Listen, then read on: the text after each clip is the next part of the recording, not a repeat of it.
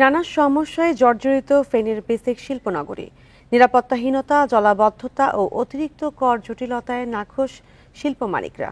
তাদের অভিযোগ, কর্তৃপক্ষের উদাসীনতায় মিলেছে নানা কাঙ্ক্ষিত সুফল। আর শিল্পনগরীর মহাব্যবস্থাপক বলছে, বিসিকের উন্নয়নে অপ্রতুল বরাদ্দে মিলছে না কাঙ্ক্ষিত সেবা।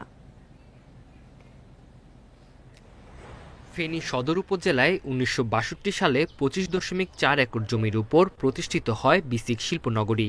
১৫২টি প্লটের মধ্যে ১০টি প্রশাসনিক কাজে, বাকিগুলো শিল্প ইউনিট স্থাপনে বরাদ্দ দেয়া হয়। রপ্তানিমুখী ওষুধ, হ্যান্ডমেড পেপার, জুট, রাবার সহ প্রায় অর্ধশত শিল্প কারখানা গড়ে ওঠে।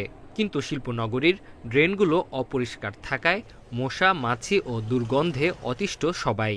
পানির একমাত্র উৎস পুকুরটিও ভরে আছে ময়লা আবর্জনায়।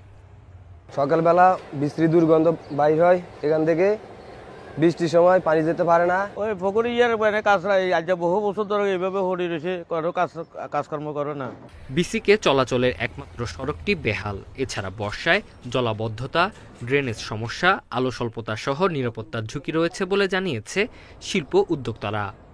রাস্তাগুলি ভাঙা, ড্রেনেজগুলো আমরা সামান্য বৃষ্টি আসলে এখান থেকে পানি বের হয় না।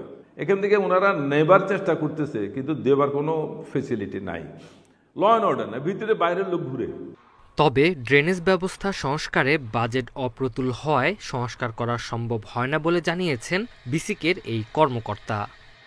যেটুকু পাই ওইটুকু দিয়ে কিছুই হবে না, সেটুকু আমরা 1 মাসের মধ্যে খরচ হয়ে যাবে। তো এইটুকু ব্যবস্থা হচ্ছে ওনারা যদি নিজ নিজ উদ্যোগে করে, সেক্ষেত্রে আমার মনে হয় এটা ফলপ্রসূ হবে, আদারওয়াইজ এটা হবে না। এই শিল্পনগরীতে ছোট বড় প্রায় ৪৪টি প্রতিষ্ঠান রয়েছে। কাজ করেন প্রায় ৪,০০০ শ্রমিক। Independent news.